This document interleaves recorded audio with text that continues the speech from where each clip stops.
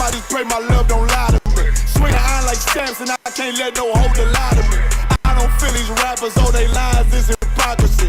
Ain't no competition, ain't no rivalry. Niggas think I'm playing, I don't hear one word they saying. This shit light work. Think Muhammad one of us, he might lose his life first. Circle up and stay alert. Another cop just stretched the nigga. He a demon, this an exorcism. Watch I bless the nigga. You took that open blood, then you know I'm gon' get active with you. From the opposition, I see vision. Let me paint the picture. Rappers claim they spit, and I ain't listening. Is in fact the If revenge was a woman, now I stroke that bitch like Jagger. So time war, we gon' run the summer. It's gon' be historical. Thought they making plays, made them niggas call the audible. Ask who run this shit, but that question is rhetorical. Bitch, I'm the one, me cookies with the oil. I'ma get them crackers, hell should've never kidnapped my family. I can't just do that, bet I be the last nigga standing. Do a life sentence for my niggas, pray you understand me. I might put a switch on this Glock and call it young baby. How you real triggering on them dots? You a bird feeder, claiming he a demon. What's a demon to a cold leader? What he saying something, I ain't hear him. This shit light. It ain't about who got the gun, it's about who gon' up that piper. I turn a bad situation to a game changer. Bring soldiers from the dead, just raised up the chain frame. Shots, I'ma look like Aaron Jones when I run it. Never bite the hand that feeds you, you will never get that hand back. He bitchin' about 10%, I don't wanna hear none of that. He dropping sword, fuck him, just make sure you get that cover back. Look around, he ain't with us, probably cause he never was. Now my chin like you with the angels for your brothers. Everybody won't be Richard Porter, God kill him like Alpo. Play if he won't, it's laying in the trunk like Lee Malvo. I'm a certified woman's ass nigga, I am not a toy. Hey, I with that hollow son, yeah, this the real McCoy. Feel like Gullah Jack when I'm in Fayetteville, you feel your boy. Still about my brain, still I think that's all that I do. The way I get that boy lost, they gon' start to call him Elroy. Fuck his game, pop out on them demons like I'm Hellboy.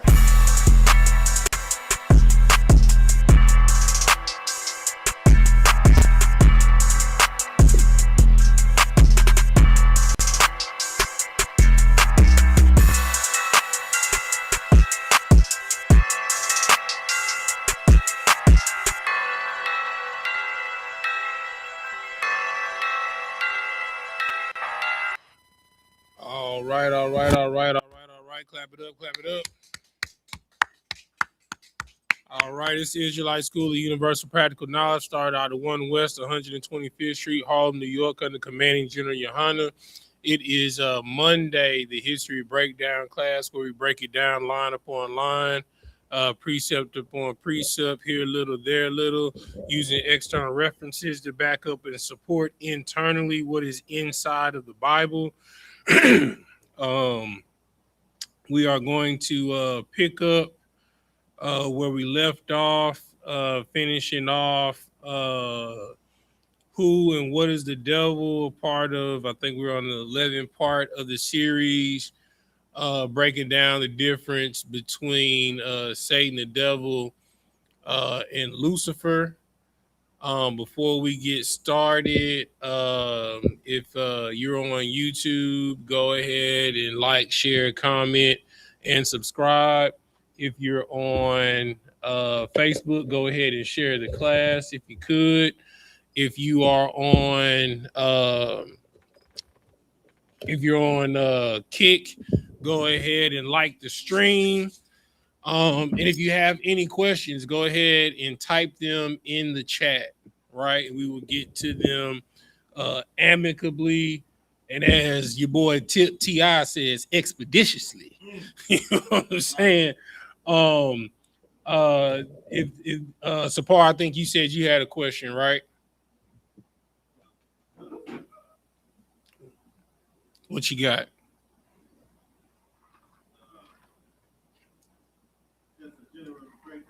You got the other mic?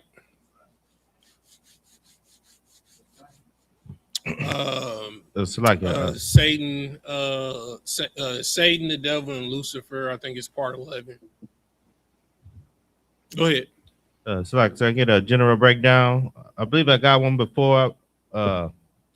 It's kind of rusty on Proverbs, chapter 11, verses 1 and 2. You get a general breakdown. Proverbs 11. All right. Let's go there. You said what? Okay. All right. No sweat. You said Proverbs. What book, brother? I mean, Proverbs chapter what? Proverbs chapter 11, verses 1 and 2. Proverbs chapter 11, verses 1 and 2. All right. Go ahead. This is the book of Proverbs, chapter 11 and verse 1. Mm-hmm. A false balance is abomination to the Lord, but a just weight is his delight. When pride cometh, then cometh shame, but with the lowly is wisdom. Mm-hmm. And mostly general breakdown, but can you give the context on a false balance? Okay, no sweat. Couple of precepts. Let's go to Leviticus 19 and 35. You're gonna read the 36. Here, let me go there with you. Let's see, Leviticus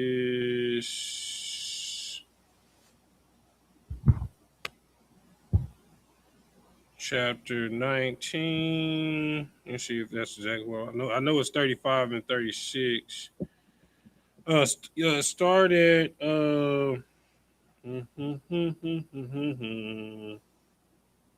yeah, you start at 35. You're gonna read the 37. There's a book of Leviticus, chapter 19 and verse 35. Mm-hmm. Ye shall do no unrighteousness. You shall do what? Ye shall do no unrighteousness. So the first thing that you have to understand about a false balance, the reason why it says a false balance is an abomination to the Lord, because it's unrighteous. You know what I'm saying? Like, to do a false balance in anything, first thing that comes to mind is what? A lie, right?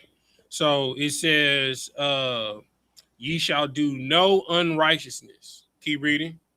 In judgment. In what? In judgment. In what? In judgment. Right? So when you're measuring things like as a weight, man, where's that? We used to have a scale up here. I think it's in the back. We used to have like a little scale. No, not one of them old ones, like the little justice scale. Oh, okay, justice scale. Right? So when you're measuring things, the judgment has to be equal. You can't give someone a judgment that does not equate to the sacrifice, right? You can't give someone a judgment that isn't equal to the crime, right? You can't give someone a judgment that isn't equal to what's been observed, right? That would be considered unrighteous. It's not balanced. It's unequal, right? Keep reading. No unrighteousness in judgment. Mm-hmm. In metayard. In what? In metayard. In what? Metayard. You know what a metayard is? So like, is that a measuring? Yes, it device? is a unit of measurement. The Strong's Concordance word is madah. Strong's Concordance number H4060, which means measure, measurement, a stature, size, a garment, measure, active measurement, measured portion, extent, a garment, or a tribute, right? Keep reading. Come on. In weight. In what? In weight. In what? In weight. Mm-hmm. Or in measure. Right? So it's saying, ye shall do no unrighteous in judgment, in weight, or in measure. Right? Keep reading. Verse 36. just balances, just weights, Mm-hmm. a just ephod, Just what? ephod, Just what? ephod. All right. Do you know what an ephah is?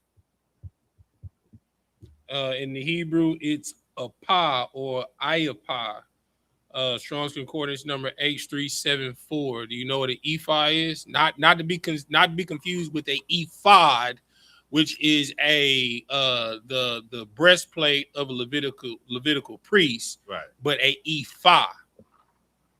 Ephod. Isn't that a? So like, is it something dealing with measurements as well? Yes, sir. Get that brother a hand. Get that brother a hand. It is a dry measurement quantity equal to 3 C's or 10 ohmers, the same as the liquid measure bath, about 9 imperial gallons or 40 liters. Rabbinical writings give sizes on 1/2 this amount. The receptacle of measuring or holding that amount. All right. So it says a just balance, just weight, a just ephah. Keep reading. And a just hin Mm-hmm. shall ye have. I am the Lord your God, which brought you out of the land of Egypt. And what book is this in? This is the book of Leviticus, So, and we know the book of Leviticus is what? the Torah. It's the Torah, right? Is where majority of the law is, right? Now go to Deuteronomy 25 and 13.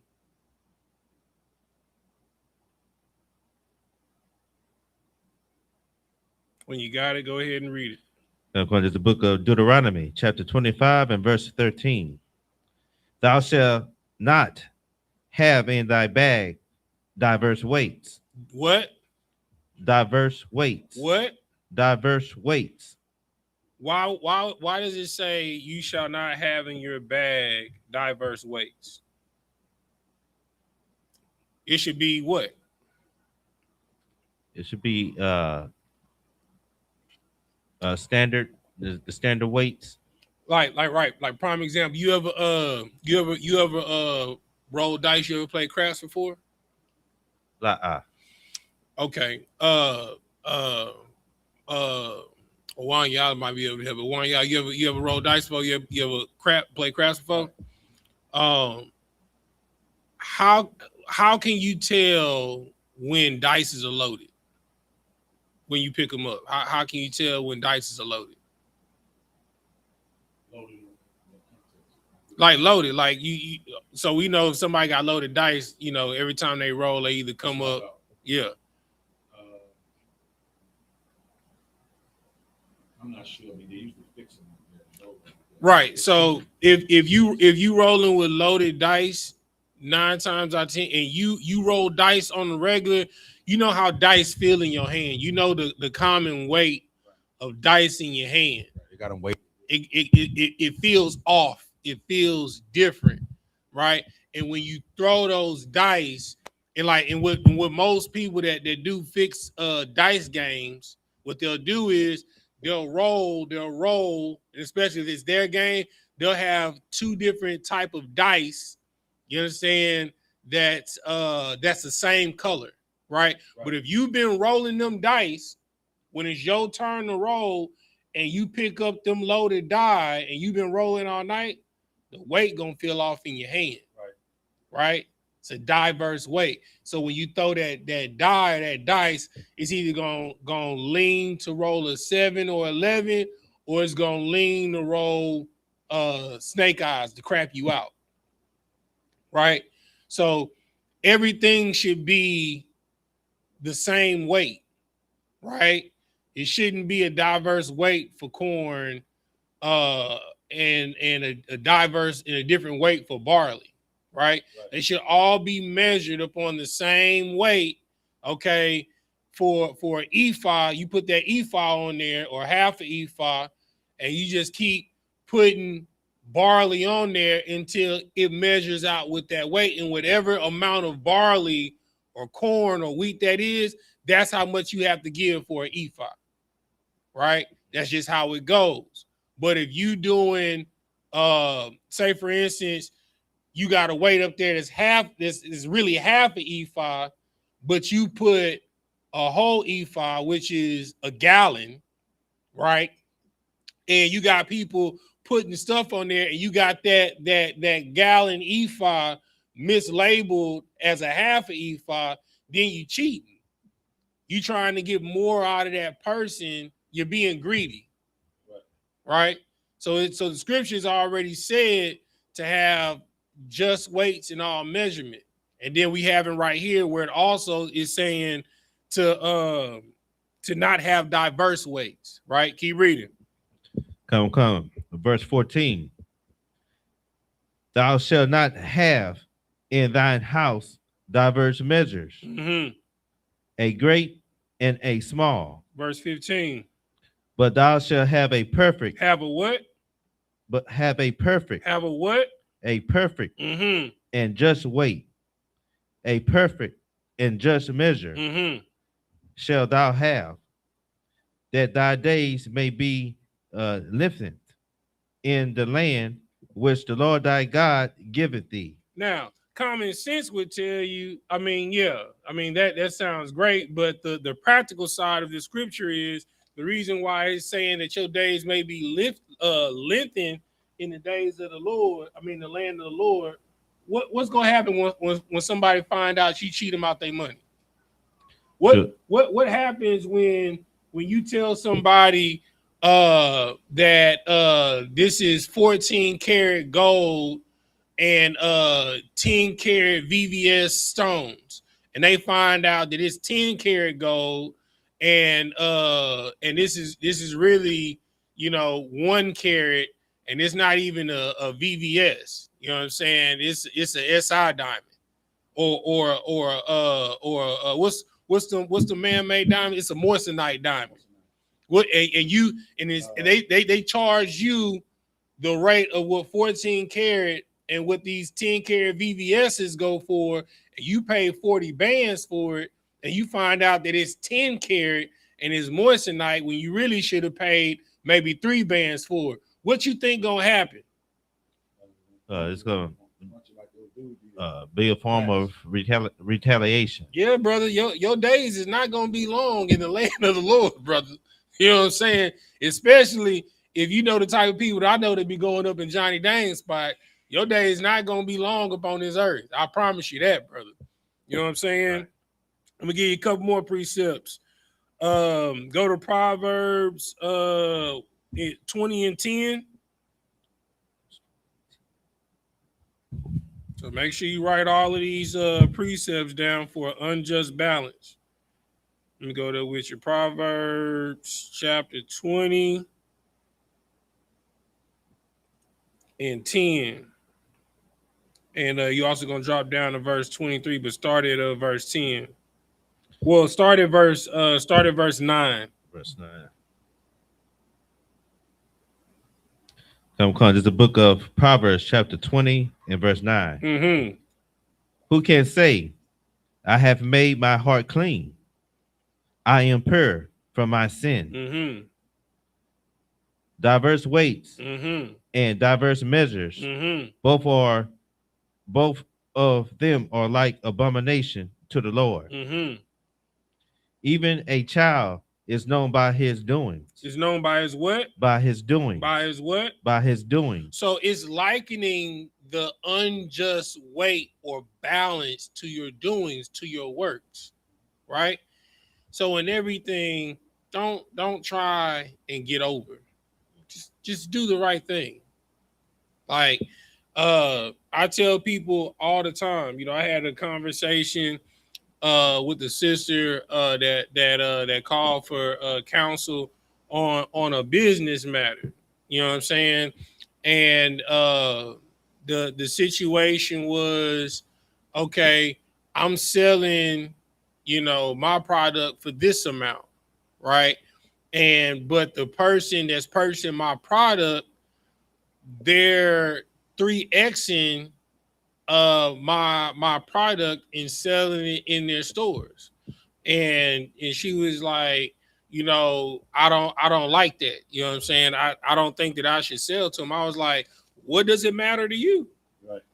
You know what I'm saying? You set your just weight for what you think that your product is worth. What does it matter if they double up to make money on the money they spend on your product? That's no different from when these corner stores, you go to the corner store and you buy, you know, Snickers, Reese's and stuff like that. You know what I'm saying? If you was wise, you would go to Sam's, you would go to Costco, and you would just buy a case of them, because that's what the corner store does. Right? So let's say a case of Snickers will probably cost you, I don't know, $15, right? And in that case, is probably 40 Snickers bars, right? And they're gonna charge you. I think a Snickers now, it ain't $1 no more. I think it's like $2.50 for the small ones. We ain't talking about the king size, the small ones, right? So let's say that they spent what I say, 15. Yeah, I say spend $15 for a case of them. Okay, now they gonna charge you $2.50 for one Snicker, and it's 40 Snickers in the case, right? So let's do the math. They paid $15. It's 40 Snickers in the case. Multiply that times 40 times $2.50. They done made $100 minus the 15. They done made $85 per case that they move off of convenience. Snickers don't give a damn if you buy a case or if you buy one, as long as they make their bottom line, because they're not moving single products anymore. They're selling them by cases, right? So as long as they meet their product, they margin, you know what I'm saying? They don't care what's going on out there. They don't care if they $2.50 in the vending machine, $3 in the vending machine. They don't care what the prices is in the store. If you foolish enough to pay that price for the convenience, that's on you, right?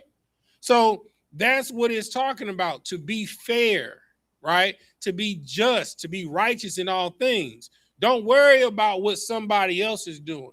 Right. If you doing this, and this is your fair wage, like prime example, when you go and you apply for a job, right? You know what I'm saying? They say, well, this job pays from $17.50 to $25 an hour, right? And you accept $18 an hour, but somebody else that's doing the same job as you, they getting paid $25. This is what you accepted. You understand? So this is what's fair and just to you, and you can't be looking at the next man, well, he getting 25, right? This is your fair and just wage. So you can't be trying to do shortcuts and stuff like this or whatever to try and make up to get the 25 that he's getting that you didn't get. Life isn't fair, but what you negotiate is fair. Right. So whatever your price is, that is your price, and you be consistent in that. You know what I'm saying? Gain is not godliness. So this is what it's talking about when it's saying have a fair and a just balance, right? Drop down to verse, I think it's 23. Yeah, 23 in the same chapter. It's the book of Proverbs. Start at 22. 20. It's a book of Proverbs, chapter 20 and verse 22. Mm-hmm. Say not thou, I will recompense evil. Say it again. Say not thou, I will recompense evil. This is what it's talking about, right? So just because somebody else is moving with an unjust balance, that doesn't mean that you repay unjust balance. He schemed me out of a bill, no sweat. When it come back around, it's time for him to re-up for me. You know what I'm saying? I'm gonna throw some shake in there. You know what I'm saying? I'm using drug dealer terms so you can, because for people so they can understand what I'm saying, right? So I'm gonna throw shake in there and I'm gonna compress that shake to make it look like it's what he's paying, but it's not. It's an unjust balance because I'm gonna try and get him the way he got me. Right. That's that you can't render evil for evil, right? Keep go. Hold on, what you got? The one y'all. That is heavy what you're saying because in the I don't know about the cocaine deal or whatever, but the weed deal, the way they used to do it, Same thing, right? Yeah, they would put nickels and pennies inside the compress, inside of the compression, and that weighs more, and you thought you was getting more. Every penny counts, as they say. Real and talk. They add the pounds, and you think it's more when you really get less. Real talk. Or they'll get some hay, you know what I'm saying, or some hash, and they'll mix it in to cut it. You don't want to do that. You know what I'm saying? If you are selling a product and you say that it's 100% cotton, right? Why would you try and mix polyester blend in there to spread out your cotton to make more money? That's an unjust way. Go ahead, one y'all. The water. So I had the verses for that. I didn't know if you were going to pull those. Okay, wait. Let them finish this and then we'll pull those. Gotcha. Go ahead, Sapar. I'm gone. But wait on the Lord. But what? But wait on the Lord. Listen, I understand it seems like the people in the world are winning and you constantly taking nails. They going to the French Riviera, they going to Bali, they going to Cancun, they going to Cabo, they going to Belize, passport bros out in Brazil, and you struggling to pay bills, right? But the way they're winning unjustly. They're scheming to win. A lot of these people that be out here, that's why I always say that social media is evil, because social media, the whole ideology of social media is about envy, right? If you remember the movie Social Network, which was about Mark Zuckerberg's creation of Facebook, the whole idea of Facebook, how it started was kind of what Tinder is. You know what I'm saying? If you like this person, swipe right. If you don't like the person, swipe left, right? And then it went from that to creating a profile. So now you're judging your profile based off of someone else's profile, right?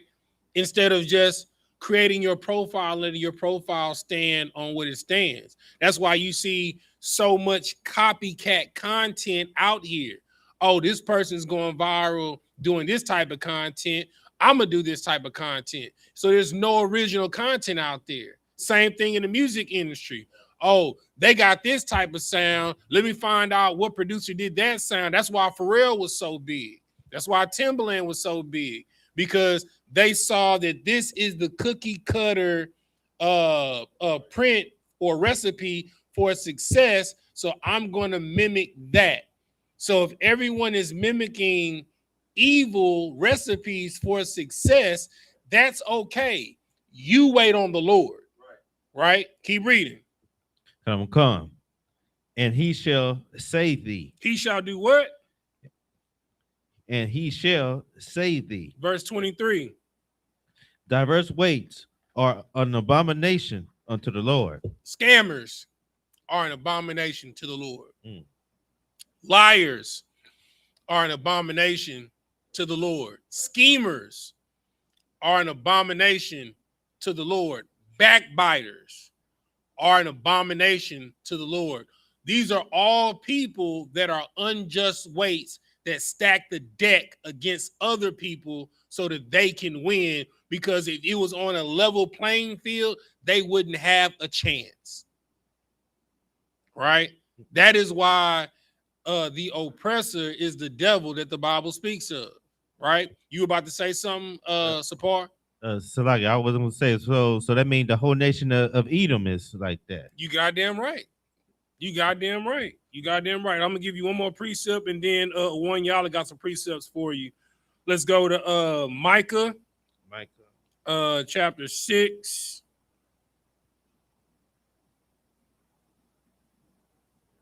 Let's see. I know what I want is in 11. Let's see if I need to start a little bit up. Let's see. City in the man. Start at verse 10. Chapter 11. Micah chapter 6, verse 10.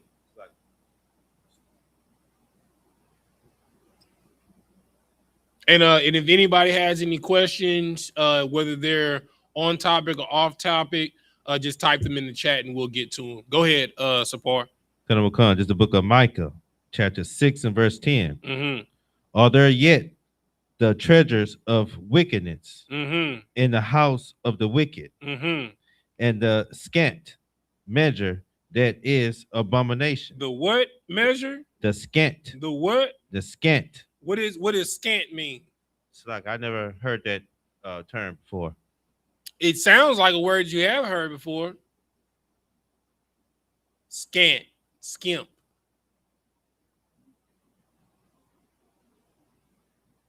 Scant. Mm-hmm. What does skimp mean? A skimp mean like it's small. It's a small amount or something. Right. That's what scant means. Scant means leanness. The Hebrew word is razawan.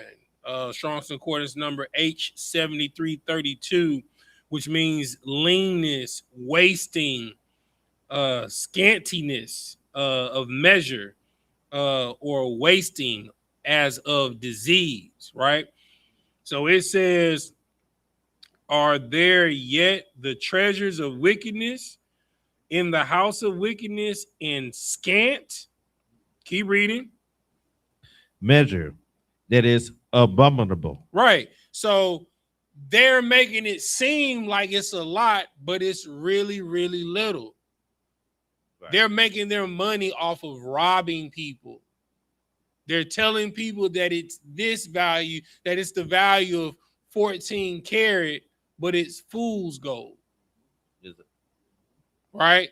They telling you that it's 100% pure, but they selling you nothing but fish scale. Right? You might be, you know what fish scale is? A fish scale. Fish scale. This drug dealer talk. So fish scale was a powder substance, right? That they would mix cocaine with to stretch out the cocaine that they were buying. So they would be able to turn one brick into 2 or 3 bricks. This began the beginning of stepped on product. Stepped on product means that you're mixing a whole bunch of things in there to stretch it and thin it out. The original thing that they used was fish scale because it was white. It was just as white, and it was very powdery, like powdered sugar, right? And they would bust down all of the cocaine, and they would compress it down with fish scale. They would turn one kilo into 2 kilos, 2 kilos into 4, or 1 kilo into 3, right?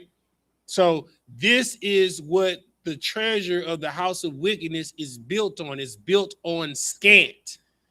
And it's been like that since antiquity, right?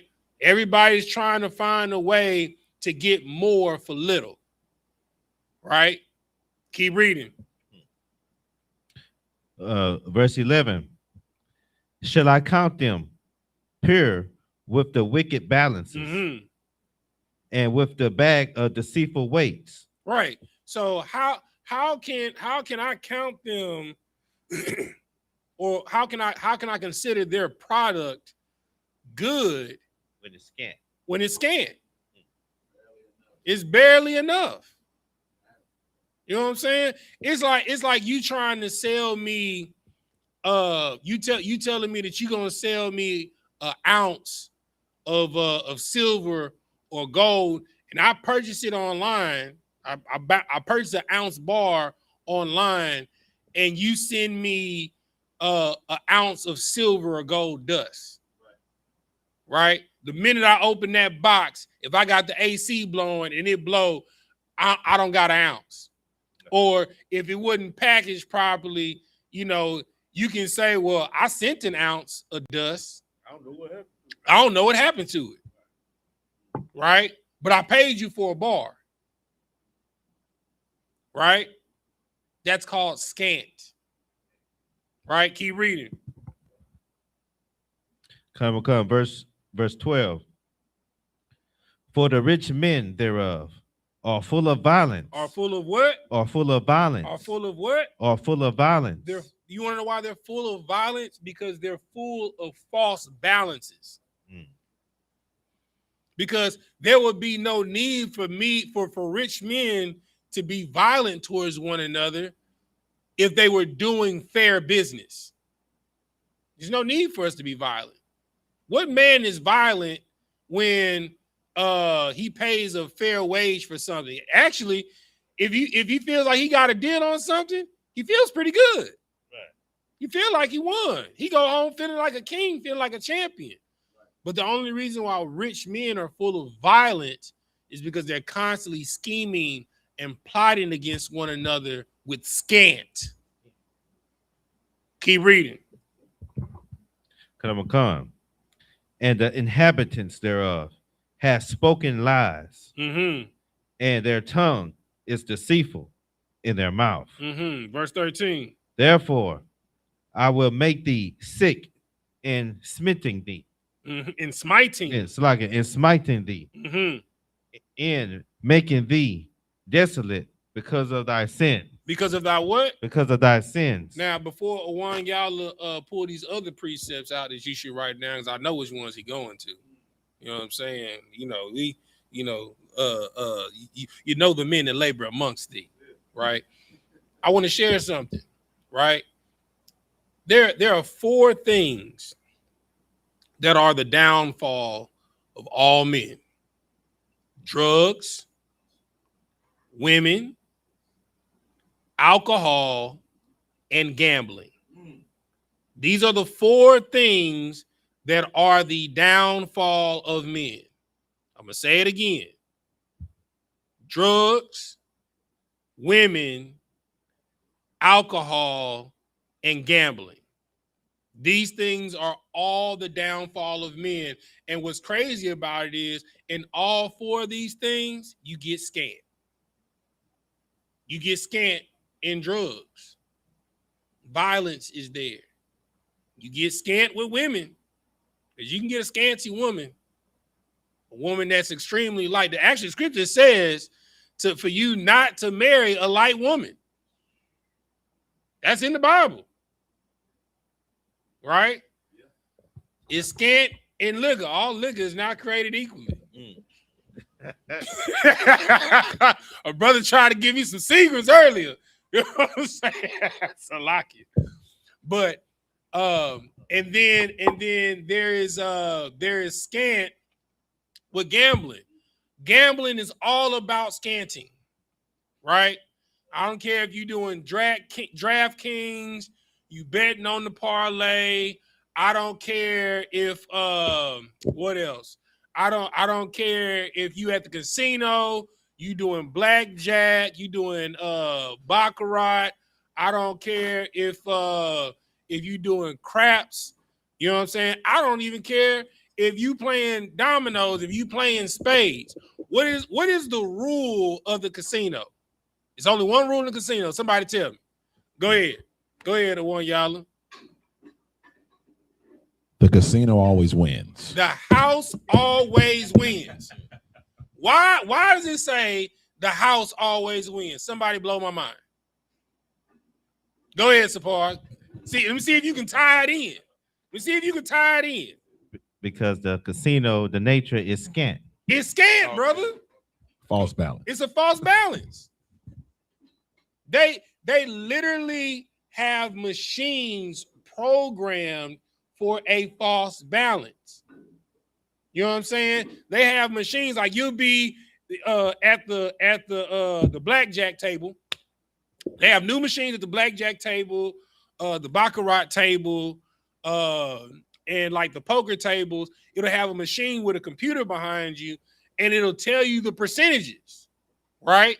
So, okay, if I don't know, a jack of hearts is played, the percentage will change up there, right? But it's been proven that a brother that, well, he ain't a brother, he a devil. You know what I'm saying? Mickey, you know, he's a famous gambler.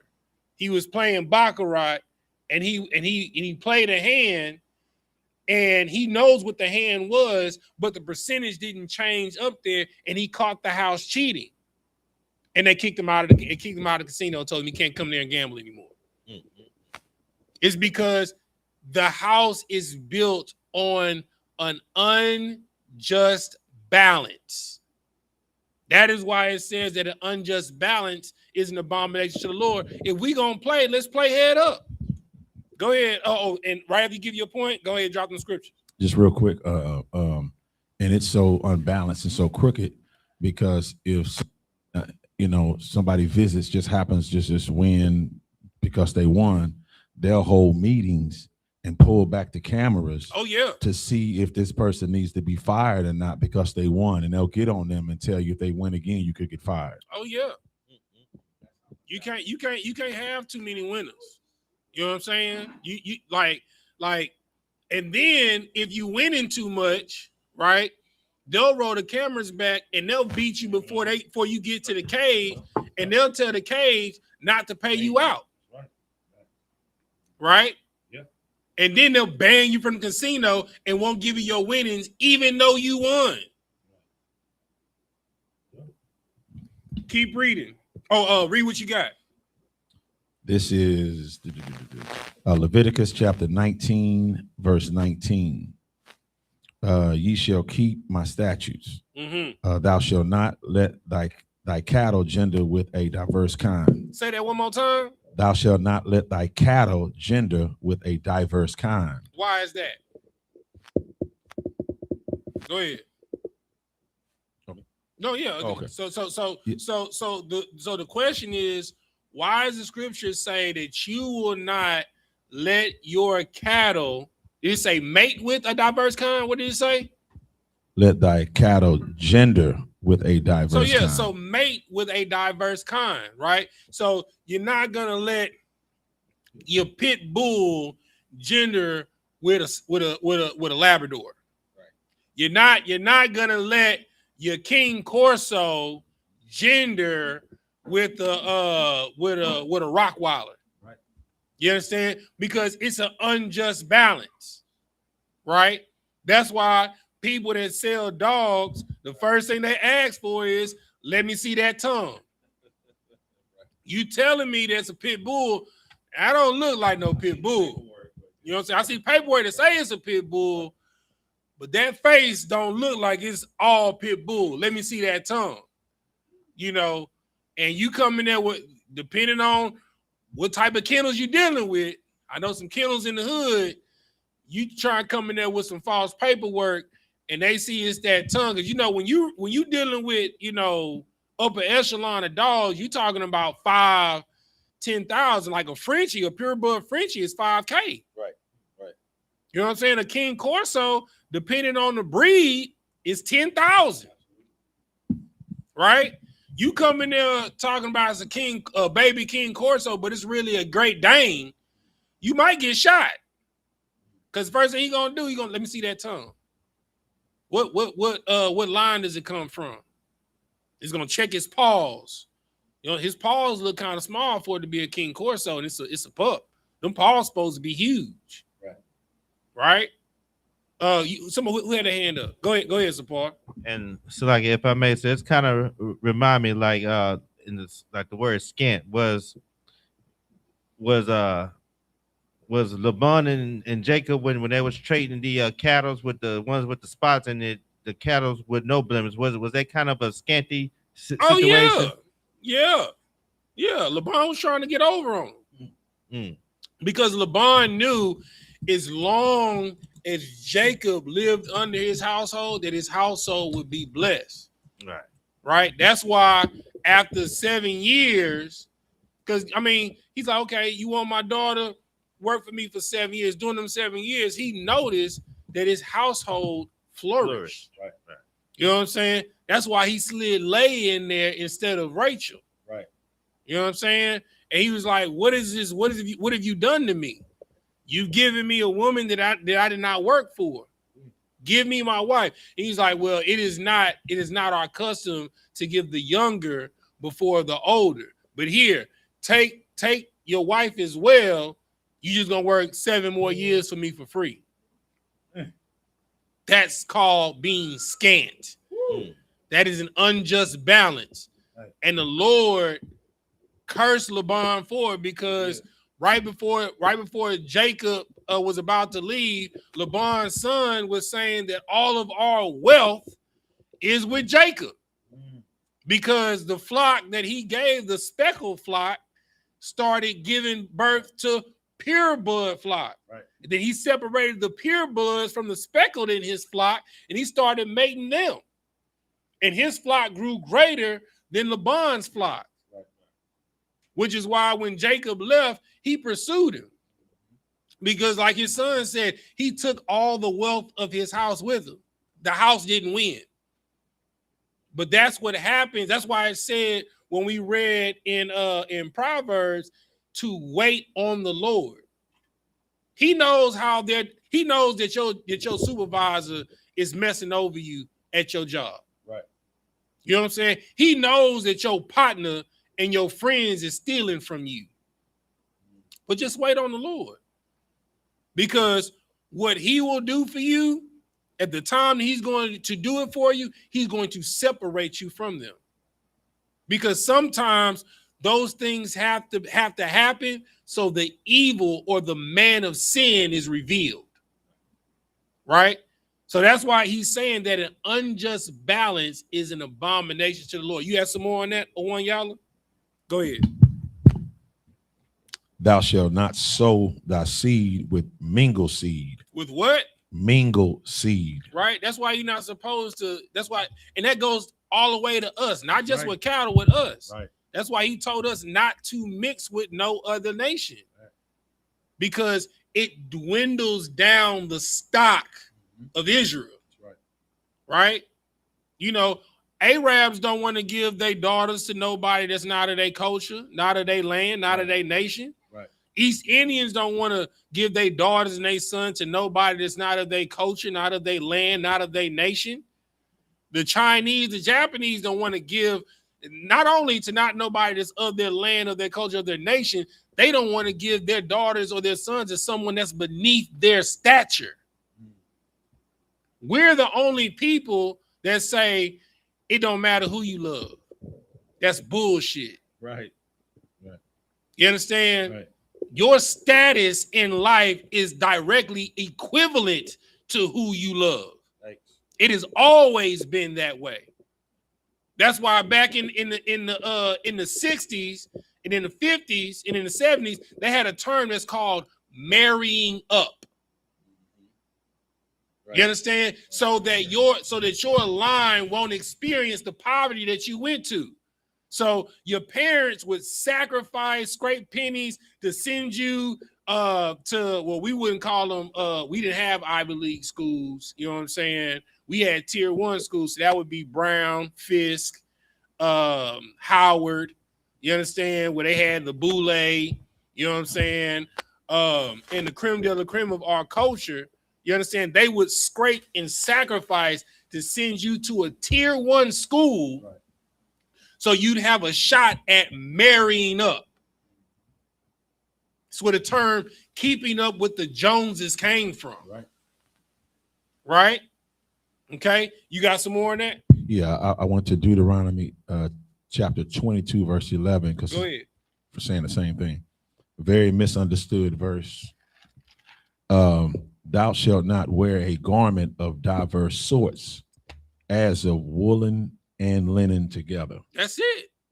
Because as it says in the verse that you asked for clarification on in Proverbs 11:1, a false balance is an abomination to the Lord. Right.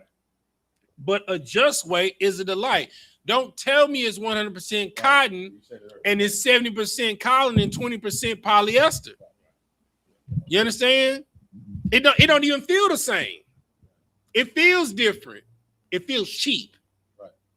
Right? Go ahead, one, y'all. Yeah, just real quick. I was looking at Captain Tazariak go against the Jewish guy on Jake Shield show. Yeah. And Captain Tazariak said, well, let me teach you, let me school you right now, because a lot of people take the misinterpretation of that, saying that, you know, we shouldn't wear different ones, but this verse, this law is for the merchants. Right. You know, and letting them know exactly what you said. Don't say it's a 100% cotton and it's got cotton and polyester mixed in it, or silk and it's got another, you know. That's what it's talking about. Right. Mixed fabric. Right. Exactly. It's not talking. What we're It's not saying that you can't, you know, if you saying that it's 70-30 cotton polyester, set it to me at the price of 70-30 polyester. That's a just balance. The unjust balance is 70-30 polyester, and you telling me it's 100% Egyptian cotton. Brother, listen. It ain't breathing that way. You know what I'm saying? Go ahead, Sapar. So from that standpoint, like that law that y'all just brung out, it's not necessarily you can't wear it. It's coming from the a merchant point of view, or as in selling it, as in the advertisement of right. It. So that's also why Captain Azariah and General Hyman and Commanding General YAHANNA, all the captains, you know what I'm saying, and all the generals, they say the same thing, right? About, you know, we don't say it's 613 laws, right? Because there are certain laws that don't apply to you. If you're not a merchant, that law doesn't apply to you, right?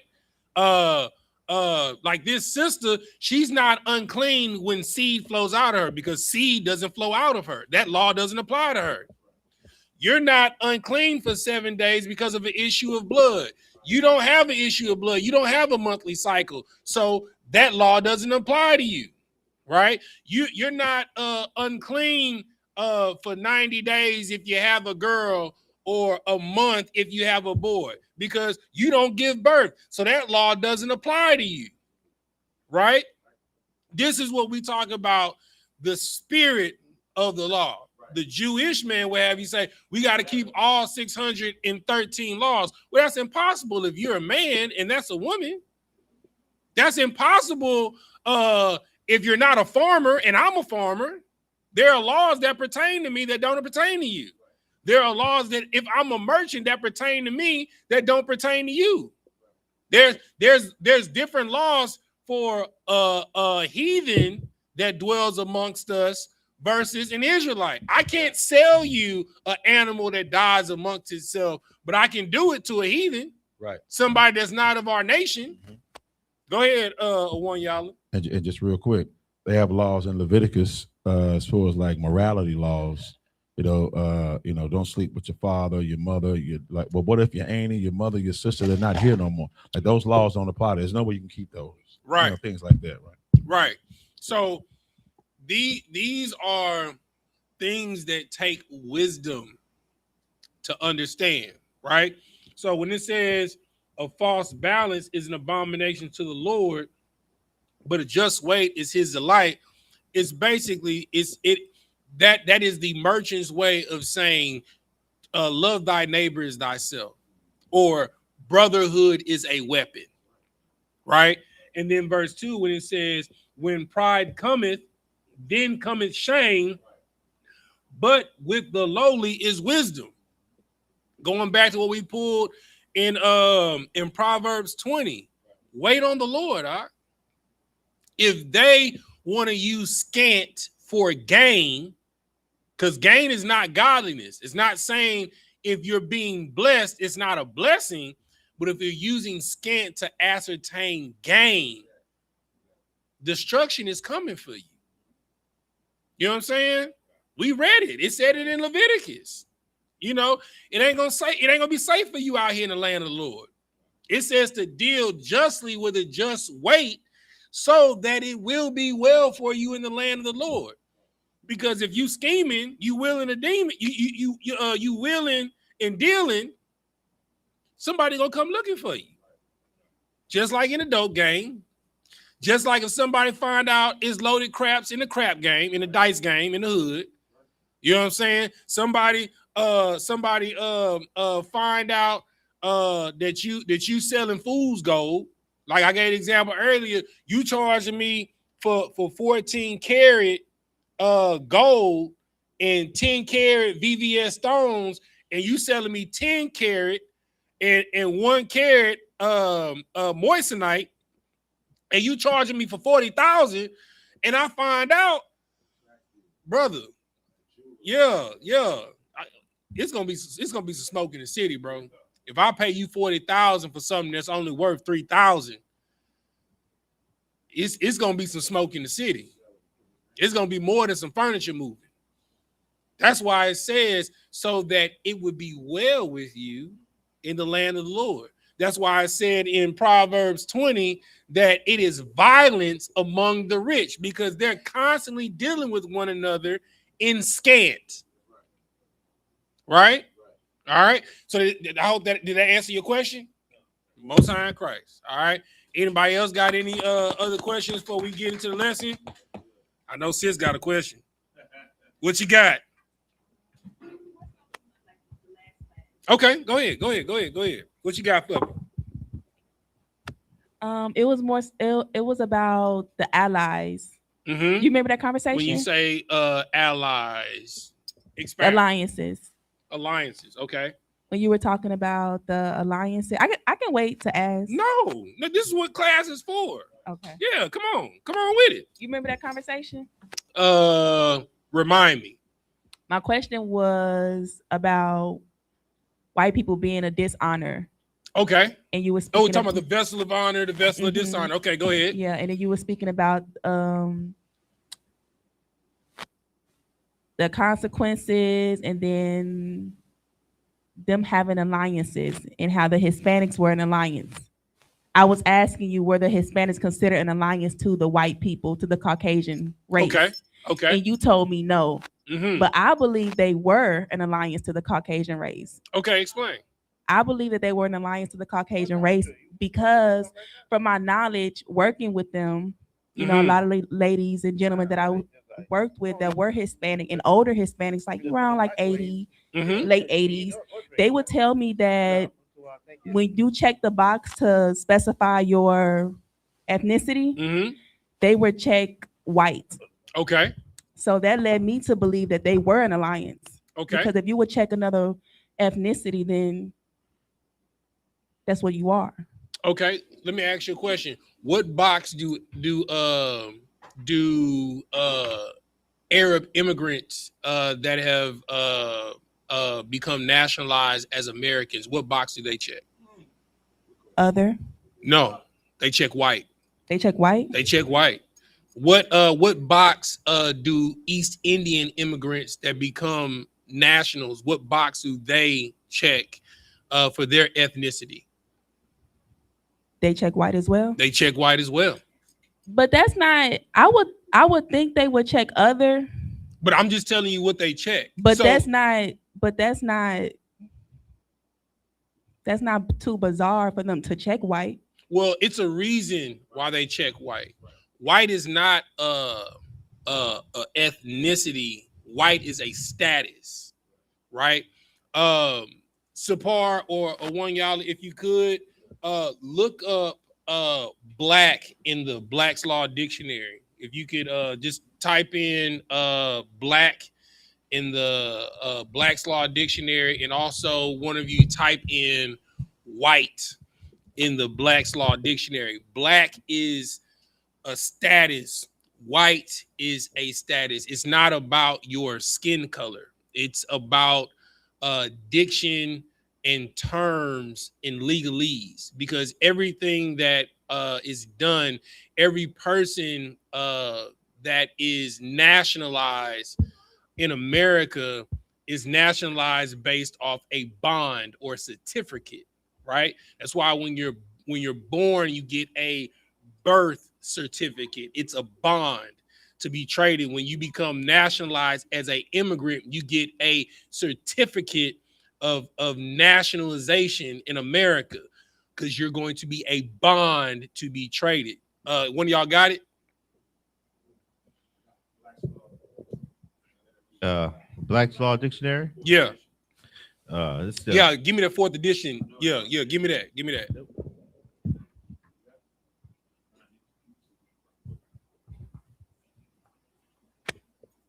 Let me see. So it says Black Laws Dictionary, 4th edition, defines legal terms, but doesn't have a standalone definition for the color black as a concept. Rather, it defines legal terms using words like black. The term black is used descriptively in legal context. Let me see. Itself named after founder Henry K. But to donate financial, well-established principles, not as a racial or color-based definition. Say it again. Not as a racial or color-based definition in the core dictionary entries. Though racial classifications might appear in specific statutes defined within the dictionary.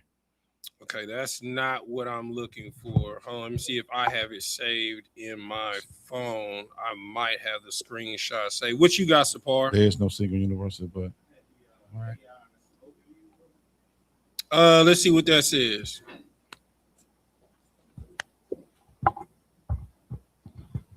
Black's Law Dictionary is the most. No. I want the definition of the word black in the Black's Law Dictionary.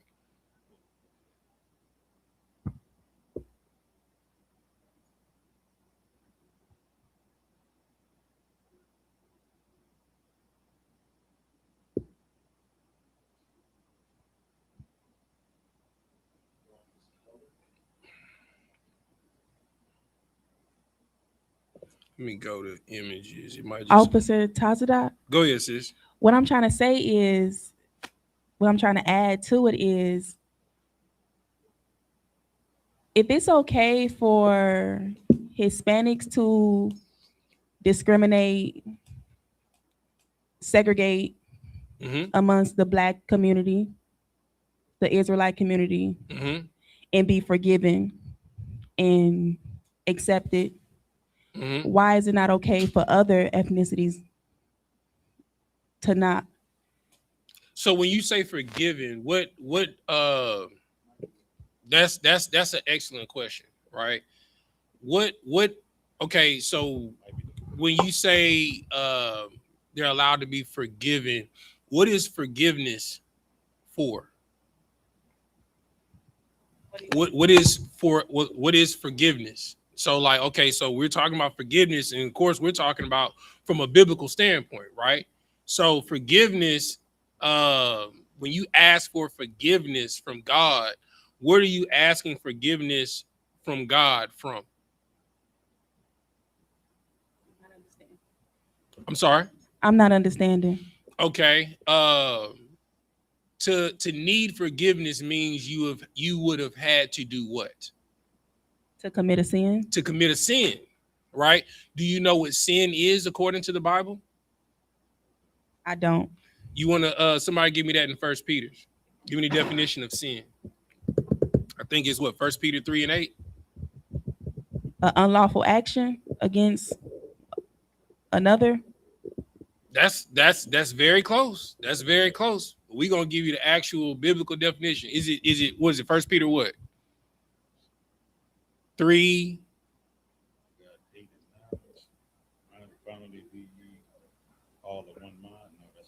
No, it's I got you. That's what I want. Oh, 1 John. I'm sorry. I don't know why I'm saying 1 Peter. 1 John. Go ahead. If you got it, go ahead and read it, Sapar.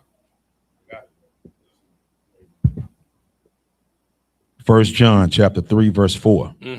Whosoever committeth sin transgresseth also the law. For sin is the transgression of the law. Right. So sin is transgression of the law. So in order for you to sin, you would have to first be given the law. So the law was only given to the children of Israel. The law wasn't given to the Edomites, right? Or the children of Esau, right? Which are white people. The law was only given to blacks, his so-called blacks, Hispanics, and Native Americans, right? So Hispanics can be forgiven because they were given the law. White people weren't given the law, so they can't sin. You kind of get what I'm saying? Right. Yes. So just no difference if, let's say, for instance, you and your sister get into an argument and she piss you off. You know what I'm saying? And y'all go at it. You know what I'm saying? And you be like, F you, no F you, no F you, no F you. I don't want to talk to you anymore. I don't want to talk to you either. Bye, bye. You know what I'm saying? And y'all go y'all separate ways or whatever. And then she come back and say, sis, you know, things got a little bit heated. You know what I'm saying? I said some words that I didn't mean. You know, can you find it in your heart to forgive me? You know, you'd be like, yeah, sis, I forgive you. Versus some stranger coming up to you off in the street and be like, hey, sis, how you doing? You'd be like, sis, who the hell are you? Well, I mean, I know you don't know me. I just want you to forgive me. Forgive you for what? I don't know you. That forgiveness doesn't pertain to them because you don't know them. God does not know them. Give me that. What is that? You only have I known. Yeah, give me that nameless. May I say something? No sweat. Give me 1 second. Read what you got. It's the book of Amos, chapter 3, verse 1. Mm-hmm.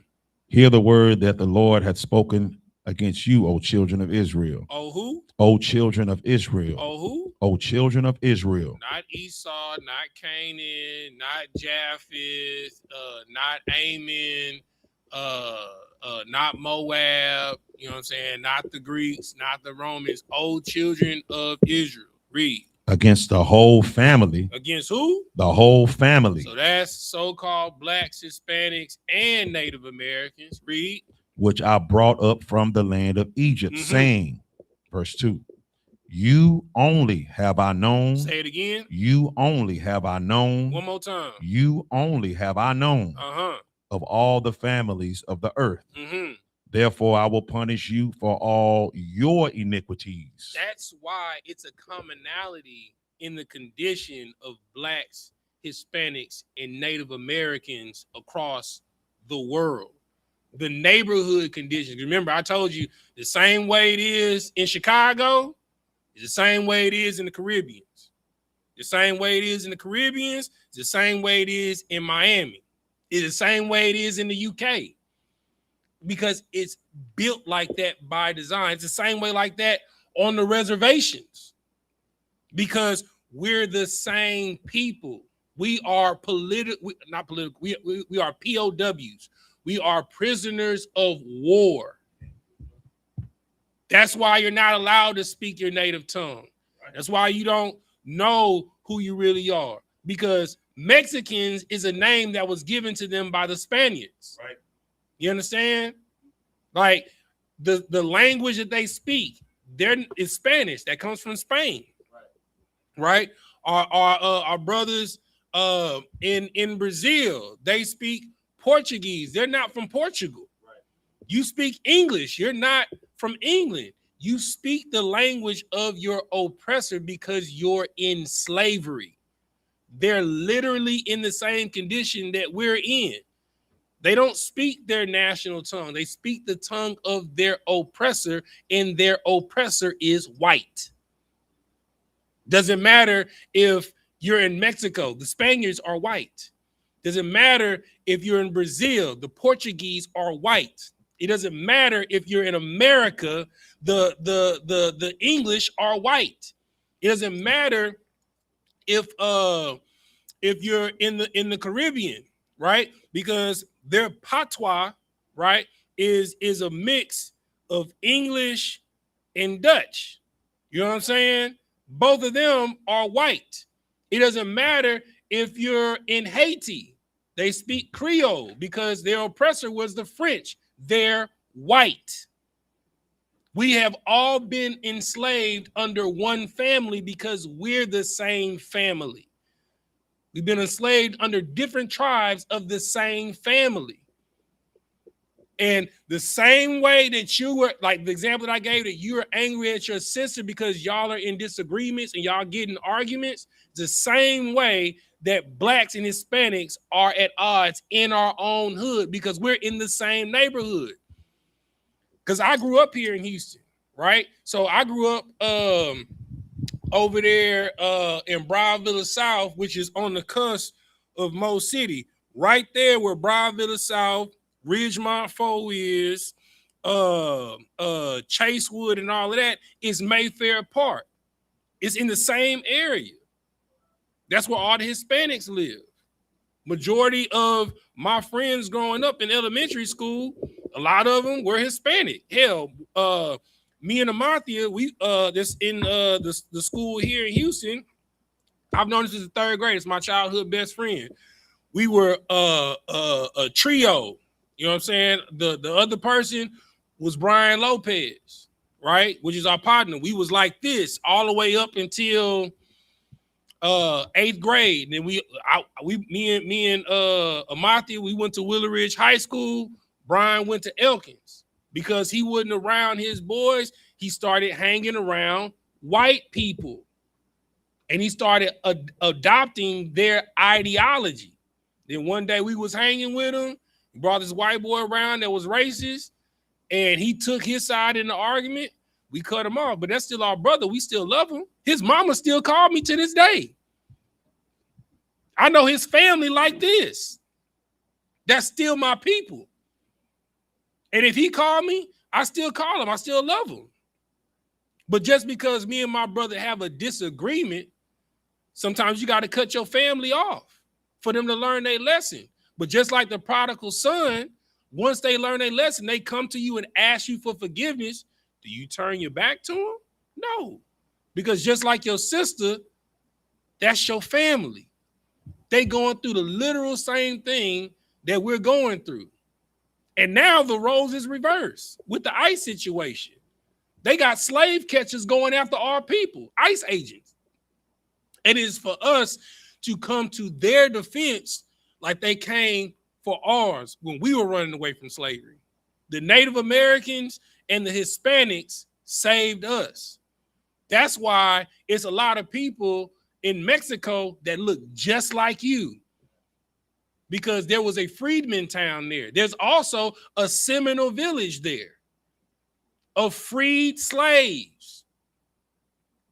So just like Commanding General YAHANNA says, when he goes in the barrios, yeah, it's Hispanic brethren that don't like him. But once he comes to them with a cheerful spirit, like he's their brother, they immediately open up. It's no difference from when you see a random brother walking up on you about to talk to you, you not just open arms to him. You standoffish to him. That's just how we are because we live in a constant state of PTSD because we're in trauma. We don't know how to love. We just know how to hate because we have the spirit of our father, the devil, which is the white man. And you had something else you wanted to say. Go ahead. You answered it. Okay. What was it? If you don't mind me asking. I can't even remember. Okay. Most High in Christ. Most High, get a Lord ahead. All right. So hold on. Somebody made a comment inside. This was Isaac Charo. He says, my birth certificate says white. Back then, they didn't have many options to choose from. Not until 30 years ago did they start putting a box there for the Hispanics. Slavery just ended 150 years ago. Excellent point. Okay. Excellent point. Go ahead. You have something you want to say? Yes. Do you think, okay, so responding to that, saying that they didn't have many options for... Yeah, it was white and black on the census. It wasn't Hispanic on there. Okay. Mm-hmm. Do you also think that they just wanted to get the benefits of being Caucasian at that time? Can I ask you a question to answer your question? Well, I'm gonna make a statement, then I'm gonna ask you a question. So, both sides of the women in my family, my mother's side and my dad's mother's side, are both Creole. When I say my grandmother, both my grandmothers can pass, both of them. You know what I'm saying? And in a lot of situations, they did to reap the benefits, right?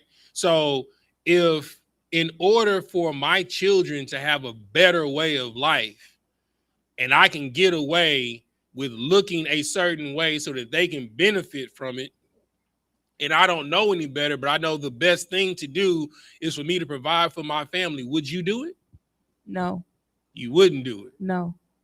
Because I would think that they would come with me, because I think everything is spiritual. So I would think that if you go into doing something like that in that time period where people are being lynched, when a lot of like horrendous things are happening, and you're going into something where you're passing as something else, I think you're opening the door to inviting other things to come in, things that you cannot see. I 100% agree with you, and I'm going to tell you, you're a lot wiser than our ancestors, because my grandmother, my dad's mother, she did what she had to do to provide for her family, because she raised all of my dad's brothers by herself. All of my uncles, all of my dad's brothers were raised up in a broken home.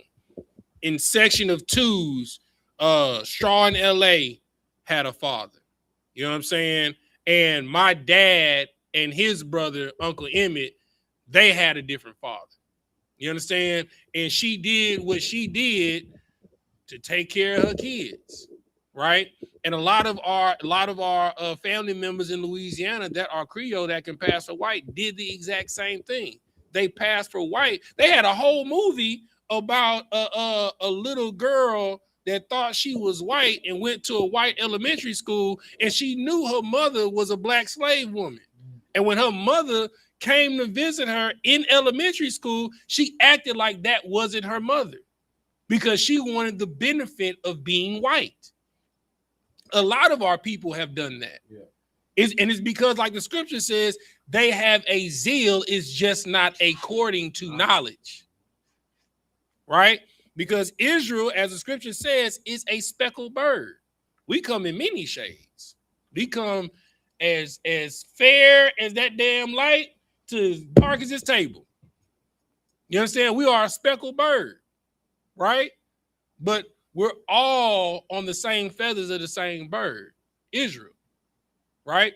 So it's not, it is our fault, but our parents and our grandparents are victim to circumstances of the sins of our ancestors.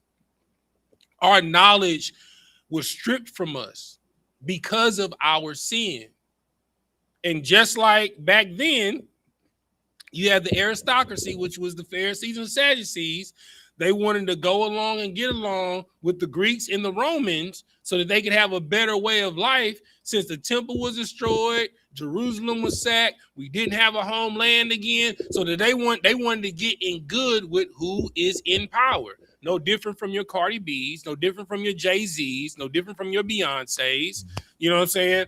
No different from what's your girl that be debating that got a white husband? No different from Candace Owens. You know what I'm saying? No difference from Serena Williams. No different from Eve. Cornell West. No different from Cornell West.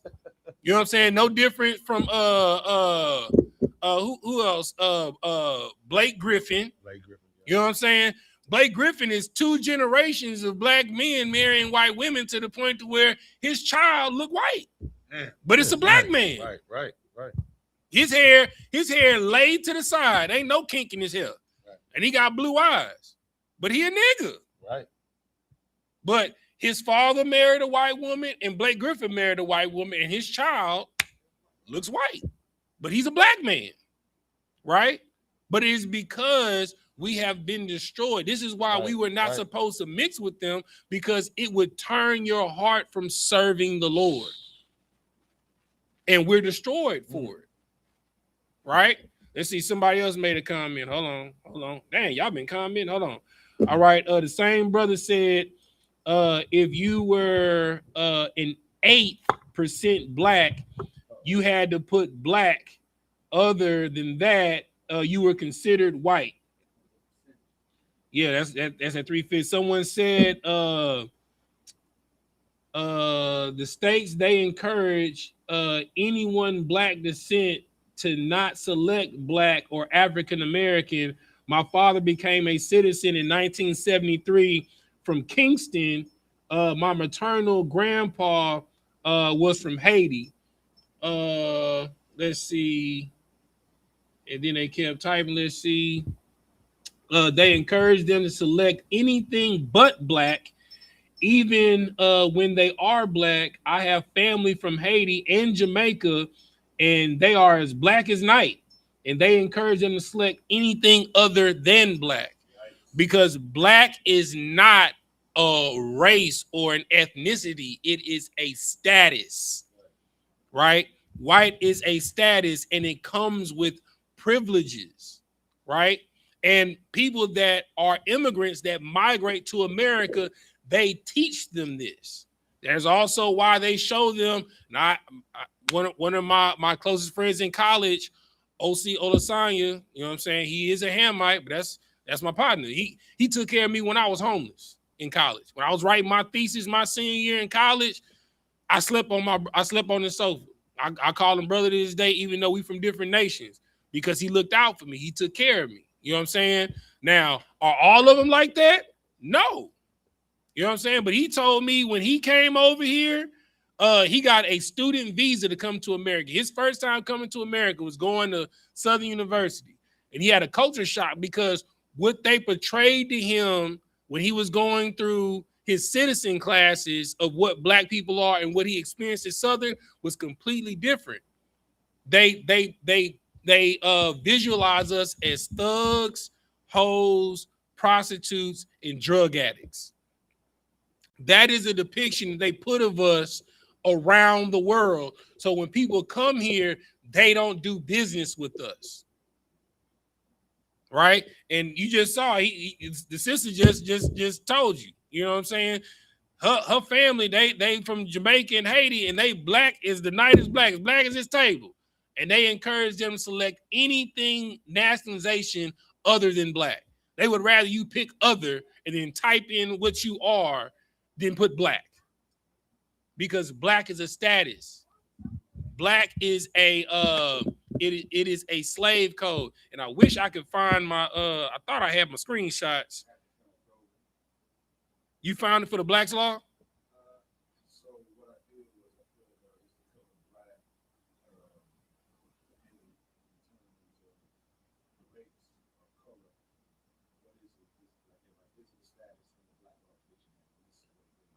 Go ahead. What you got? In the Black Laws Dictionary, 4th edition, black or Negro is discussed. Okay, that's it. Go ahead. Right, is discussed in the context of a person's legal condition or status, often with reference to miscegenation statutes and racial classifications prevalent at the time of the edition's publication. Let me see. Hold on. Here we go. I think I got it. Negro. The word Negro mean a black man, one descended from an African race, and does not commonly include mulatto. But the laws of different states not unified in his respect, some including the notion of Negro see color. That's what it is. I need to go to color. But basically, what it's going to say is going to say not human, not a person, devoid of human rights, a monster. That's what it's going to say, right? I'll bring my Black's Law Dictionary up here next week and I'll go through it. But that's what being black means, that you're not human, that you're a monster, right? That's also where the term person of interest comes from, right? When they call you a suspect, they say person of interest because a person is not a human. So they don't have to treat you civilly. They can treat you like a wolf that they see out trying to patronize their livestock. They kill it dead. And that's how they treat black people. Because I've never seen a Chinese man gunned down by the police in America. I've never seen a Japanese man gunned down by the police in America. I've never seen an East Indian, an African. I've never seen a Frenchman. I've never seen a Russian. I've never seen a Cambodian. I've never seen an Arab gunned down by the police in America. But you know who I constantly see gunned down by police in America on TV? Black people. So-called African Americans. You have something you want to say? Look like it. I just wanted to know who came up with that definition. The oppressor. The oppressor? Yeah, the white man. Because from my understanding of the Bible, that's not how God described black people, melanated people. At all. At all. We're the children of God in the Bible. You know what I'm saying? The scripture says, who are these people so nigh unto the Lord that that the Lord would give them his wisdom. But the reason why that they don't look at us like that is because we don't carry ourselves like that anymore. We're more violent towards one another, i.e. the example that you gave, the experience you being raised, because I'm gonna assume y'all live in like what, in the Pasadena area, huh? Oh, that's La Raza. That's La Raza right there. You know what I'm saying? And you're saying that you've experienced discrimination from Hispanics, you know, but when they come here, they're told not to deal with black people. Just like Jamaicans. Jamaicans is our people too. You know, you see a Jamaican, you be like, brethren. They be like, nigga. You know what I'm saying? But when they get here, they're told not to hang around black people. Same thing with Haitians. Same thing with every nationality. It isn't until they get to know us and they live amongst it. And what's crazy is they tell them not to deal with us, but what neighborhood do they put them in? Ours. You want to know why? Because we're the same damn people. Right. Exactly. Because they know it's only live where we at. It is. The Bahamas. You know what I'm saying? The oppressor, you know, that they go to Cabo. They go to St. Lucia's. They go to Cancun. They go to Belize. They go to the Caribbeans. You know what I'm saying? They go to Jamaica. You know what I'm saying? They want to be where we at because we got the music. We got the food. We got the entertainment. Don't nobody dance like us. Don't nobody women look like ours. They hate us because they have to deal with us. They hate us because no matter how far they dig in the earth, they gonna see us. Every artifact they pull out of the ground is a nigga with a broad nose and some kinky hair. It don't matter if it's loose curl or tight curl. It's us. And when I say a nigga, I'm talking about blacks, Hispanics, and Native Americans, because we all got broad noses. All of us. You know what I'm saying? So this is why they hate you. Right? And this is why they divide you, because if we ever came together, we would be unstoppable. They would have you believe that. Matter of fact, somebody look up what is the percentage?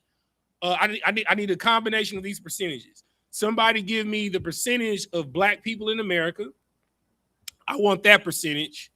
Somebody give me the percentage of Hispanics in America. I need that percentage. Somebody give me the percentage of Caribbean people in America. I need that percentage. And then I need someone to give me the percentage of Native Americans in America, and I need that percentage. So first, give me the black percentage. Somebody give me that number. 13.7. All right, 13.7. Now somebody give me the Hispanic percentage in America.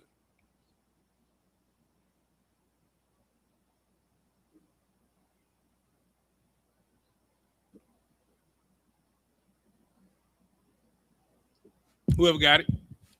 20%. Woo, that number getting high. That's 20. Now somebody give me the Caribbean percentage in America.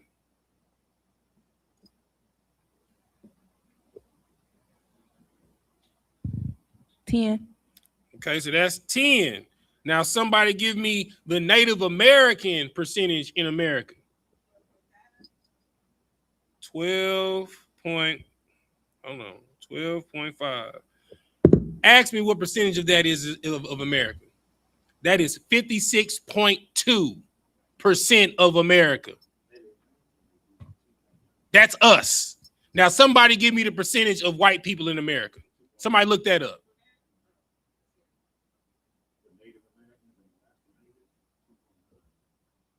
It's all right. But somebody give me the percentage of white people in America. 59.5. Right. So that wouldn't really make us much of a minority now, would it? 59.8. I'm sorry. 59.8. So they 59.8, we would be 56.2. That means we half and half in this hole. Salakia. And they know it. That's why they don't want you to come together as a people. That's why when people that they know that is your people come over here, don't you get with them black people over there. They hate you. They're going to rob you. They're going to steal from you. They're drug addicts, right? Don't you hang out with those Hispanics in the barrio. Because if we came together and we said that we're one nation, which we are, we make up 56.2. They make up 59. In actuality, we really 50-50. So that means we go to war. It's a different type of civil war in America. They might take some serious L's. Go ahead, sis. You got to take the mic. That's why they was having everybody else put them label them as white. Exactly. For the census purposes. For the census and purposes. I guarantee you it's a higher percentage of Hispanics in that because some of them put down white. Mm-hmm. Right. White people are really the minority. Right. Yeah, exactly. My boy Quadashi, he said, if I may, sir, people are different colors. Hosea 7 and 8, it says, Ephraim, he hath mixed himself amongst the people. Ephraim is a cake not turned. That's right. Excellent, brother. Excellent. You know what I'm saying? So this is what you have to understand. This is why they have us separated. Because if we would come together, we would be a force unstoppable. Black people alone in America have $1 trillion buying power. Right. They paid them to be at odds with us to keep us from coming together. So if the black dollar, the Caribbean dollar, the Hispanic dollar, and the Native American dollar came together, we would take over the country. They would really take it back to slavery days. They would have to re-enslave us and they would have to go to war with us and they would have to do to us what they did in Tulsa, Oklahoma and Black Wall Street. Right. Because we would be unstoppable. And this is why it says, come out of her, my people, and be not partakers of her plagues. And right now, we are consistently being destroyed because we want to be multicultural instead of being monocultural. having a single eye amongst our people. So when you come across your brother, when you come across your sister, you understand? It don't matter if they Hispanic, if they Black, if they Caribbean, if they Native American. When they come at you at odds, ask them, how's your day going? You okay? Hermano, you hungry? Shoot, I got. Let's break bread real quick. Cause just like Sneak's commercial, you're not the same when you're hungry. You know what I'm saying? And matter of fact, give me that scripture. Give me what I want. Dang, I ain't even get to my talking points. That's crazy. It's all good. These are good questions. I know it's in Proverbs. Bro, you already know where I'm going. Go to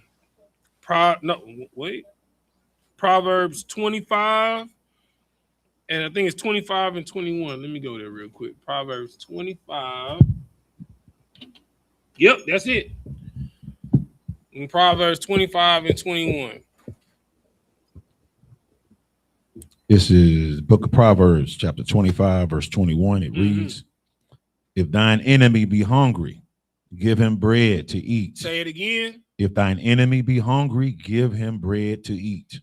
In our community, we have been relegated as enemies. It's Bloods and Crips against MS-13. Right. You know what I'm saying? It's the cartel against the Black Mafia family. You know what I'm saying? It's the GDs and Vice Lords against the Latin Kings. You know what I'm saying? But if you break bread with your enemy, you understand, it takes their guard down, right? It says if your enemy is hungry, feed him, right? And this is in context. It's talking about your people, right? Keep reading. And if he be thirsty, give him water to drink. Right. Verse 22. For thou shalt heap coals of fire upon his head, and the Lord shall reward thee. So what does that mean? What does it mean when it says when you feed your enemy and you give them food to drink, it's going to be like reaping coals of hot fire on their head? What does that mean? Anybody? Anybody take a stab at it? You 5,000. You don't count. Give it a shot. Give it a shot. Can you repeat it? Okay, so the scripture says, if thy enemy be hungry, give him bread to eat. In segments. And if he be thirsty, give him water to drink, for thou shalt heap coals of fire upon his head. What does it mean when it says you'll be reaping coals of fire on his head by giving him food and water to drink, and he's your enemy? Okay, so coals of fire. Coals of fire. Black coal? Just coals of fire. Coals of fire. I mean, coals of fire, I mean, you're going to burn somebody. Yeah, It's so gonna like, be if somebody take a barbecue pit and dump it on your head with hot coals on it, what you got? I don't know. Sister Rose hand to see what she got. Is it kind of like putting his feet to the fire, like making him check the way he is? Think of it like you got something. You had your hand up, Sapar. One of y'all are gonna get it. You give it a try, sis. You try. Go ahead, sis. Well, I guess like confusing him. He's getting confused. She closer to it. She closer to it. It's gonna be confusing. And what was gonna be your modernization of one, y'all? The term "kill him with kindness." That's what I was saying. Now, but why is it killing them with kindness? Because they expecting what? Because they're expecting you to be. They expecting hate. They expecting hate. So they gonna be like, bro, I tried to kill this nigga the other day, and this nigga just offered me a bowl of spaghetti. It gotta be poison in there, bro. It got to be poison in that hole, bro. Man, I just stole from this nigga stole yesterday. And this Negro trying to give me stuff to put food in my house and give it, bro. I don't not some up. Like, bro, why you doing this? Like, bro, I just did you bad the other day, bro. Like, bro, like, is it war? Like, tell me, bro. Because they discombobulated. What you got, one y'all? It was sort of like when Saul was hunting King David in a sense. Proverbs 16, chapter 7. When a man's ways please the Lord, he maketh even his enemies to be at peace with him. Straight up. It's this corner store dude in Chicago that I follow. It's this Arab dude. You know what I'm saying? And all the dudes, all the shorties from around the way come in the store, and he be making practical jokes with him and stuff like that. And every so often, it's a dude that come in there that be on 10.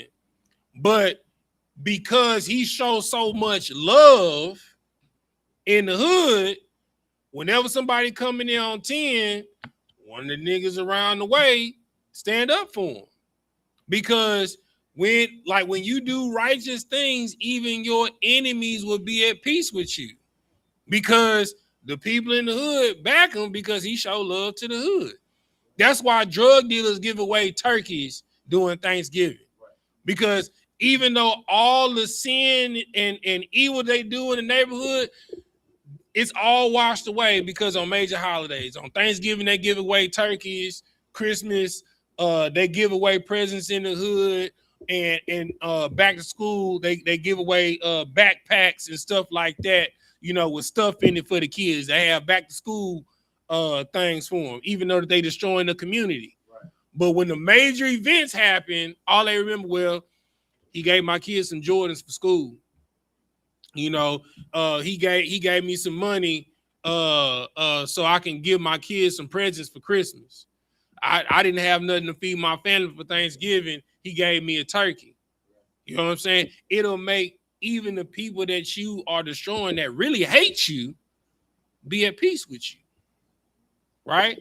So it's the same thing with us. We have to take that mindset amongst us. We have to be willing to fight for us. We have to kill our people with kindness. You know, whenever I come across a brother and I be like, hey, bro, what's going on? I'm like, man, what's good?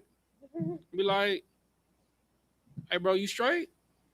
How was your day today, bro? Right.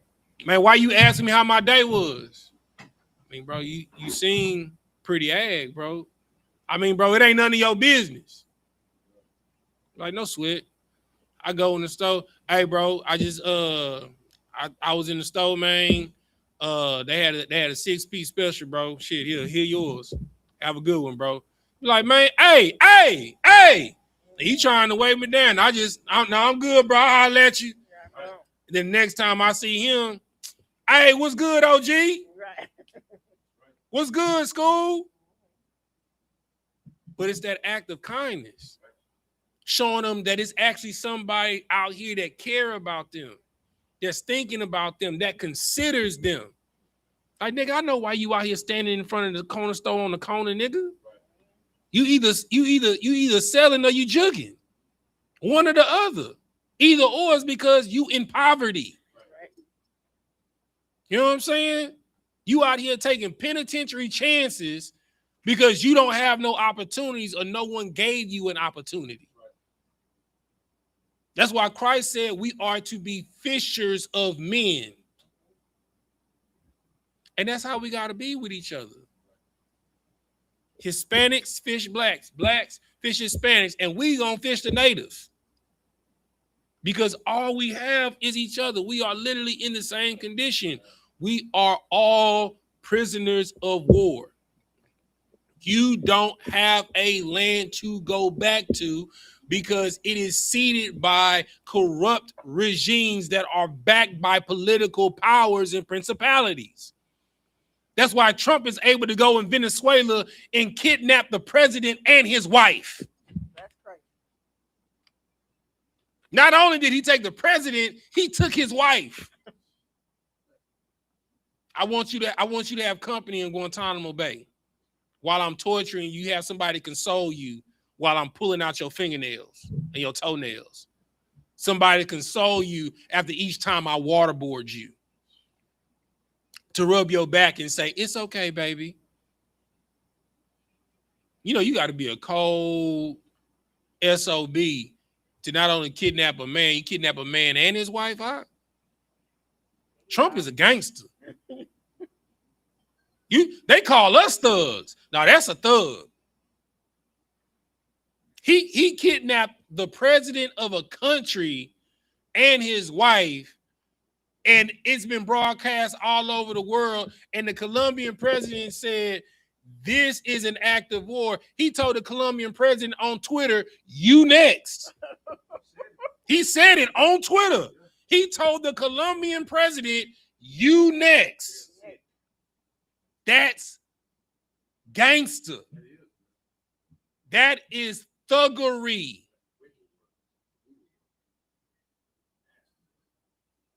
This is why we say that the oppressor is the devil that the Bible speaks of. It don't got nothing to do with him being white. It just so happens that he is white. He could have been orange. We could say the orange man is the devil that the Bible speaks of. You know what I'm saying? It don't got nothing to do with skin color. It has 100% to do with the actions. And you have to remember that. This is not about skin color. This is not racism. This is about judgment. This is about justice. This is about leveling the playing field. This is about giving us our own land back. You don't have a land to leave from here to go and be at peace amongst your people. It took me the first time that I saw black police officers, black doctors, total black business owners, nothing but black Michelin star restaurants, is when I went to Cape Town, South Africa. It's the first time it's a culture shock, and they not even our people. They let you know that we're not the same people. When I went there, the whole time I was there, they was calling me Oida. It's like, what the hell is Oida? When I would go into the mall, hey Oida, check this out. You know what I'm saying? When I'll be down there by the Lion Head Mountain. It's a mountain that literally looks like a lion looking up to the sky. Probably one of the most beautiful things that I've seen. It's a part of Tabletop Mountain, which is one of the 9 wonders of the world. You know, and I'm down there by the merchants. They like, Oida, come check this out. And finally, I was at this. I was like, hey man, can I ask you a question? And he's like, yeah, what's going on? I mean, everywhere I go, they calling me Oida. You know what I'm saying? Like what is that? Is that like? Because I'm thinking like it's like something like Akata. Akata mean that's when Africans. That's how Africans call you. That's what a cotton picker is. You know what I'm saying? When they call you Akata, it's a slur. It means you a cotton picker. Right. So I'm thinking it's something like that. And he was like, oh, Oida, you Judah. See, they know who we are. We don't. We just don't know who we are. I'm in Cape Town, South Africa. You understand? And they calling me Judah, which is Oida in their tongue. You know what I'm saying? So we have to get back to our culture. We got to be on code. And if we was on code, we would be 56.2 instead of 13 or 12.5 or 10. You know what I'm saying? Or 12. The country would be straight down the middle. And if we really being honest, a lot of that white percentage is due to Hispanics, as Sis said, marking down as white. So they numbers is probably really 30%. Right. So they're actually the minority in this country. if you put all of Israel together, they're the minority. And it was actually cool to actually claim your nationality and be an Israelite, that would be like 30%, 25, 27.695, somewhere around there. You know what I'm saying? So that lets you know, even in the land, it's just like when we were in Egypt, why they wanted to kill off the sons, because we were growing too mass in number. Their birth rates is diminishing while blacks, Hispanics, and Native Americans is skyrocketing. They're projecting by 2065 that America will be a diverse nation of people of color. There will be no more white people because their birth rates are dwindling and their children are marrying people of color. They're either marrying Hispanics, black people, Africans, East Indians. You know what I'm saying? That white people are going to be extinct after a while in America. That's why Trump was and Elon Musk was pushing for all of these white people to come here, Ukrainians to come here, to boost the number of white people here because their birth rates are low. They're about to be extinct in the world. Right. Put another 100 years of us being here, they're going to be gone. Just like the scripture said, that they will be utterly laid to waste. This is prophecy. They can't run from this. I came across a video. What time is the last thing before we get up out of here? I'll regale y'all this. I came across a video. It was a dude that worked for the CIA. This video was made in 1995. They have a black ops operation that's called Operation Looking Glass, right? In Operation Looking Glass, they developed a machine that could see into the future, right? And no matter what they changed past a certain date, all things led to the same future. Now, he said that, you know, I was only able to look at the data and analyze the data and see if the data could be changed. And based off of the mathematical data, no matter what, it came down to this zero event, this singular event. No matter how they changed, once they made it past a certain date in history, and that date was 2012, that all timelines converge on one event. And he said he don't know if it's an extinction level event or Christ coming back. But either way, this is a white man that said this, that worked for the CIA. He said, but either or, it's the same damn thing. But he said, no matter what they do, past a certain timeline, all variables converge on one event. So that's why you see all of these white people acting the way they acting now, because they have the mindset, if I can't have it, nobody can. I'd rather destroy this entire world than to see some niggas, spicks, and savages ruling it, and I'm their slave. That's what's gonna happen, because it's justice. You can't avoid it. You reap what you sow. Harvest is coming, and the tares will be separated from the wheat. And the tares, as the scriptures say, will be bundled up and thrown in the fire. It is what it is. It's not personal. It's business. It's biblical. As Sapar pulled out earlier, it's a just balance. It's a just balance. That's, you know what? I need somebody make me that shirt. I need that shirt made. You know what I'm saying? I need a shirt that says it ain't personal, it's a just balance. I need that on the shirt. You know what I'm saying? You know what I'm saying? It ain't, it's just business. It's just a just balance. You know what I'm saying? So That's the mindset that you gotta have when you dealing with your people. They just have a zeal. It's just they got the wrong enemy. They think they people is their enemy. You know what I'm saying? The people, the reason why they mad is who's sending ice in the hood.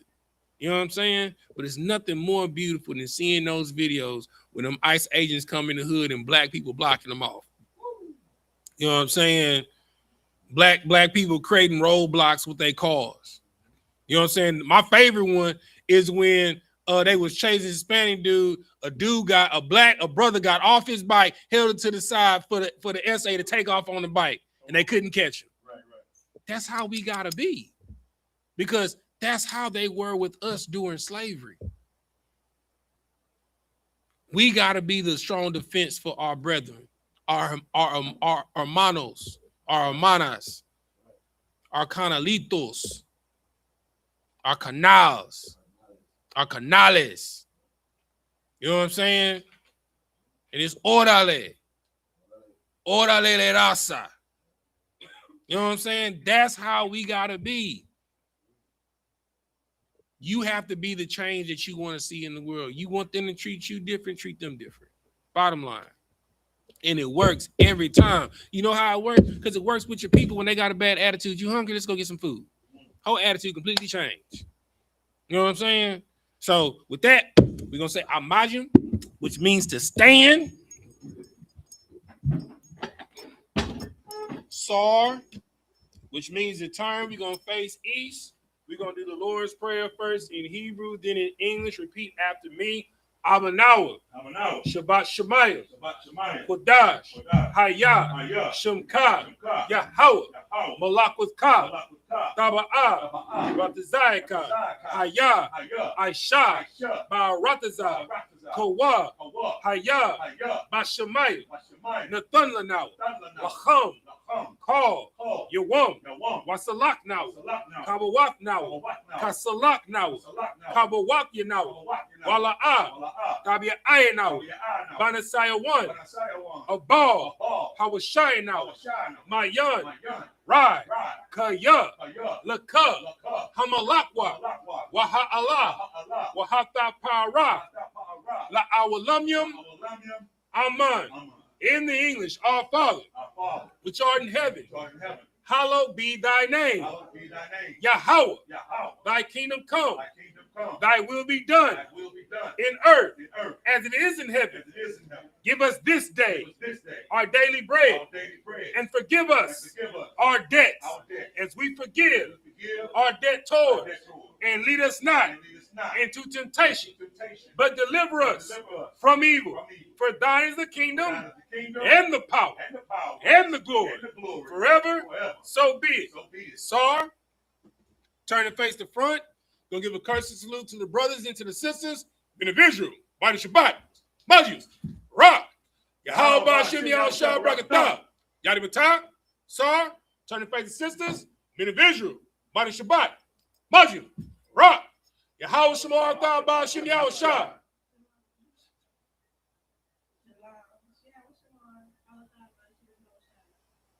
Go ahead and try and say it, sis.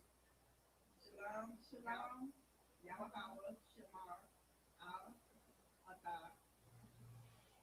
Bahashim. Bahashim, Most High in Christ. Yahweh Matah, dismiss.